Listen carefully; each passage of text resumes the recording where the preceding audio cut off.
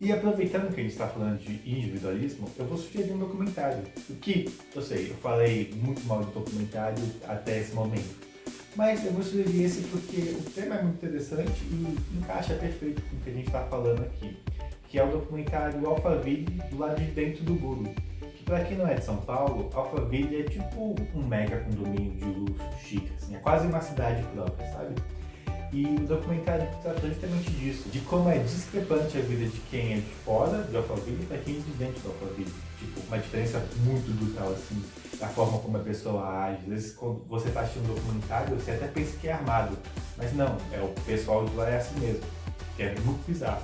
O que ela faz com o pessoal de lá é tipo o Globo Repórter, sabe? Do que se alimentam, do que vivem, quem são os Alphaville. Que apesar de ser muito bom esse documentário e eu realmente indico a ele, eu queria trazer um pouco do o que me incomoda no documentário em si. Apesar das pessoas aparentemente serem assim mesmo, do jeito que elas estão sendo gravadas, não é bem assim que funciona na realidade, sabe?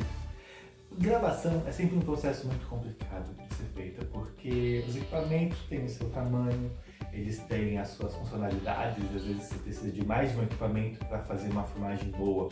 Geralmente no cinema, para se gravar o vídeo, que é a imagem e o som, geralmente são equipamentos diferentes.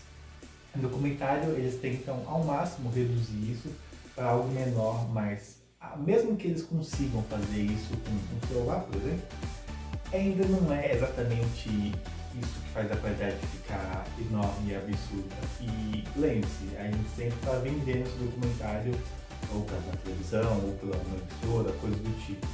Então tem que ter um padrão de qualidade daquilo, senão não vai ser vendido porque não vai ser possível passar nas televisões. Então, só esse primeiro ponto já me deixa muito com o pé atrás dessa questão de cinema, documentário é o cinema verdade. Porque não é bem assim, sabe? Não é como se você conseguisse retratar exatamente a realidade com uma câmera filmando na cara da pessoa. As pessoas mudam quando estão em frente à câmera. E isso é completamente normal, é completamente comum.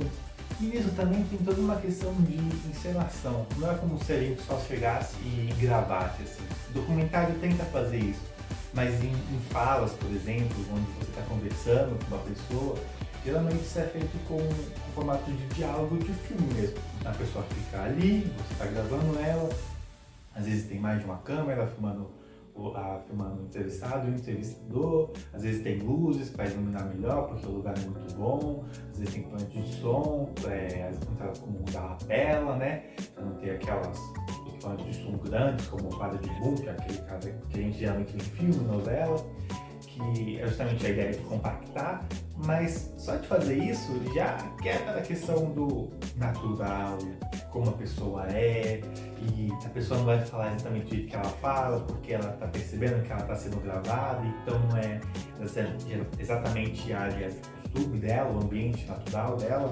Então, apesar de ela estar em casa, ela não está exatamente em casa, entende?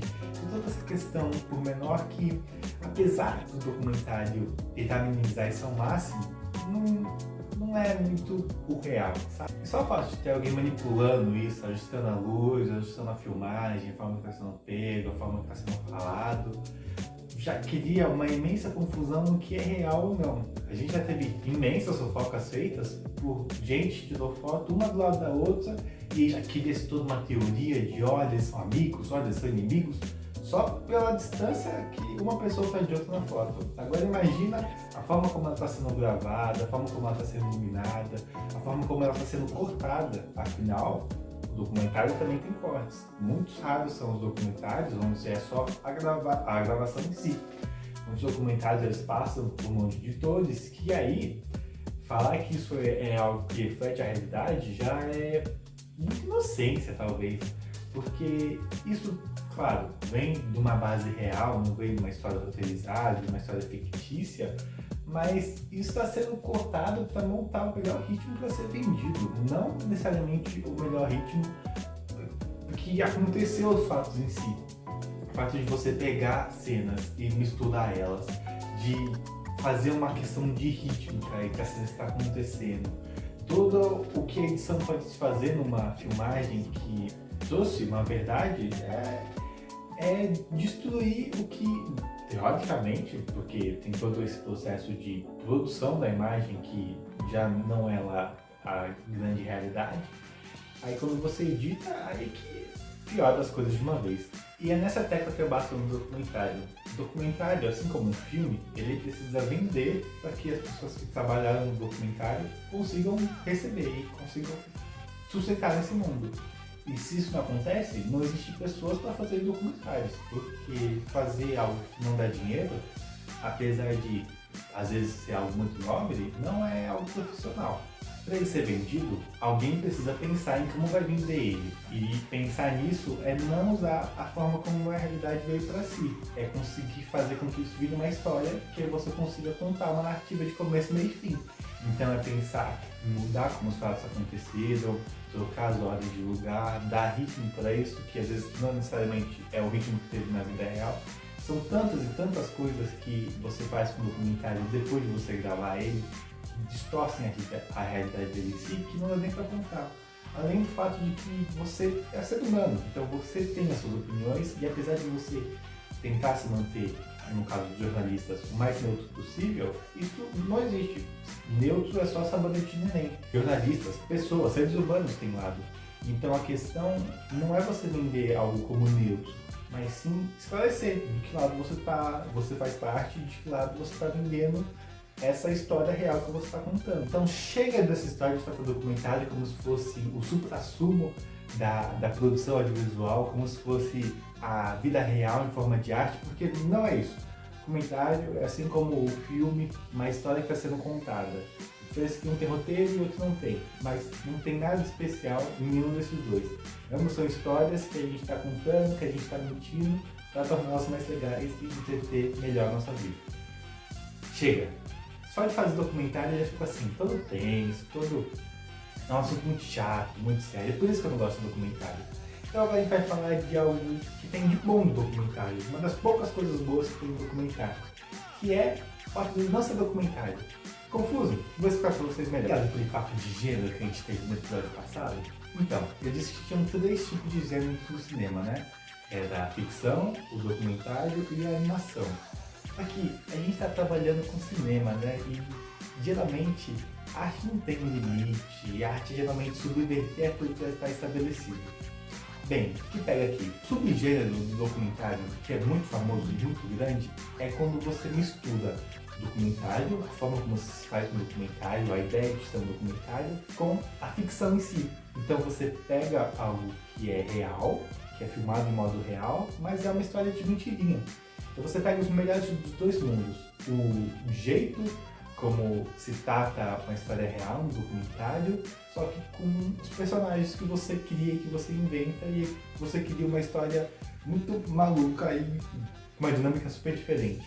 Um exemplo perfeito que eu consigo dar aqui é What Do in the Shadows, que é como se fosse um documentário de um certo grupo mostrando como é que eles vivem na noite, como é que eles se organizam, como que é a hierarquia deles. Só que a grande questão desse grupo é que eles são vampiros, que não existe na vida real, né, gente? Mas a forma como eles se tratam nesse documentário é a coisa mais genial do mundo. Porque eles tentam analisar como seria a vida de um vampiro no nosso mundo. Como é que ele se comportaria, como é que ele iria comprar um dia, o que ele faria, o que ele faria para se divertir, quais seriam os problemas dele. Então, esse filme aborda isso de uma forma documental, mas com um conto ficcional. Se eu falei de What Do in the Shadows, eu preciso falar da melhor série que usa esse conceito de estudar documentário e ficção, que é The Office. The Office, para quem não sabe, é uma série de comédia onde você entra num escritório que vem de papel e começa a ver a vida desse pessoal, como é que ela funciona. Só que ela tem personagens que você olha e fala, isso é tão absurdo, mas tão absurdo, que eu já vi no meu trabalho. Essa é a pegada dessa série. Ela consegue fazer com que você se sinta dentro daquele trabalho, ao mesmo tempo que você se sente dentro daquele ambiente, porque você já trabalhou com pessoas tão malucas quanto são aqueles personagens. É uma série extremamente genial, que consegue pegar a sutileza, os detalhes dos personagens e fazer com que você se apegue muito fácil com eles, seja do ponto de vista dramático, mas muito do ponto de vista também da comédia. Porque todo mundo tem um lado maluco, que eles conseguem retratar um lado da série. Todo mundo já trabalhou com maluco, todo mundo já trabalhou com puxa-saco, todo mundo já trabalhou com um cara que não tá nem aí pro trabalho, com um chefe responsável, com o casal que trabalha durante o trabalho, com o casal que trabalha durante o trabalho, mas briga o tempo todo. Todo mundo já teve essa maluquice dentro do mundo corporativo e a série consegue captar isso de uma forma como se fosse real, porque já aconteceu com todo mundo, mas é ficção. Então, olha como é genial essa pegada de pegar de um jeito, pegar a vida do jeito que ela é e transformar na ficção. É genial, simplesmente assistam The Office, é muito bom. E como essa fusão abriu pro lado da ficção, ela também abriria pro lado da animação, né? E aqui eu tenho que falar simplesmente da melhor animação que existe nesse mundo, que é Tá Dando Onda. Tá Dando Onda é uma animação de um pinguim que queria ser surfista, que nesse mundo os pinguins podem surfar, e é uma pira muito louca, mas ao mesmo tempo muito perfeita e magnífica.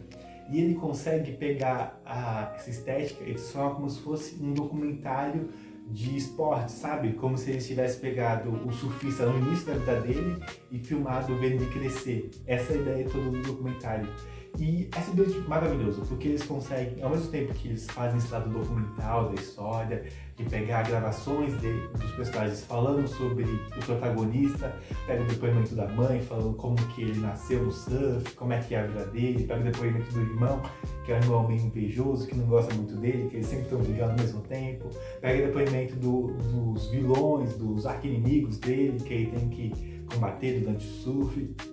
Eles têm essa parte bem documental que você olha e fala, meu Deus, eu nunca tinha visto isso antes na minha vida, mas ao mesmo tempo que eles fazem isso, eles também é uma animação e funciona dos dois lados, tanto na parte do documental da coisa, quanto na parte da animação, que você, quando muda, nem percebe que, nossa, mas o estilo tá mudando, né? É tão natural o jeito que eles funcionam, o jeito como eles estão ali atuando como uma animação, o jeito como eles estão atuando como um documentário real, que você fala, eu compro as duas ideias. Tá Dando Onda é simplesmente o melhor filme de animação de todos e eu não tô nem aí pra quem fale que eles tinham outros melhores. Tá Dando Onda é simplesmente demais. Eu vou tatuar o João Frango na minha costa um dia ainda. Essa fusão de documentário e de ficção tem.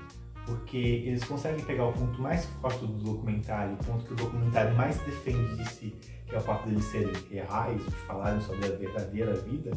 Eles pegam esse ponto e falam, ok, eu vou bater exatamente nesse ponto que vocês têm mais força e falar de uma vida que não existe. Vou falar da vida de um vampiro, vou falar da vida de um pinguim que surfa.